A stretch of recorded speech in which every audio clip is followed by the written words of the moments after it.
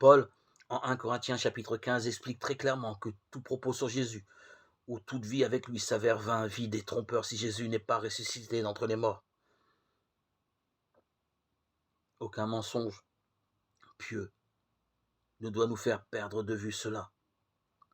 Si Jésus n'existe que dans notre imagination, la foi, au bout du compte, se révèle bien insipide et creuse. Dans ce cas-là, nous nous retrouvons seulement avec nos sentiments flous, et il n'y a sûrement pas de certitude possible. Mais Christ est ressuscité, écrit Paul. Ça signifie que Dieu, en ressuscitant le cadavre du Christ crucifié, a donné ainsi la garantie que ceux qui sont morts reviendront également à la vie. Jésus ne fut pas transformé en un corps qui serait pour finir, quand même vaincu par la mort. Il a revêtu un corps céleste, incorruptible. La mort ne peut plus rien contre lui.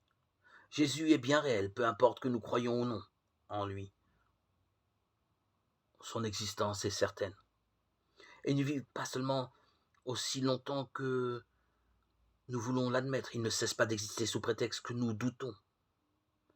Sa résurrection est la condition indispensable pour prouver son existence dans notre vie et se fasse connaître. Il n'y a que lui qui soit en mesure de faire cela.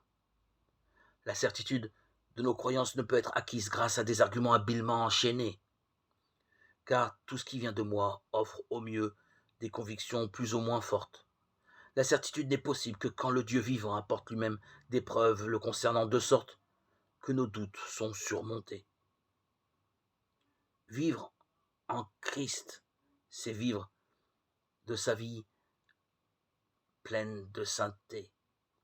C'est la preuve de sa résurrection dans nos vies et dans tous ceux qui croient en lui.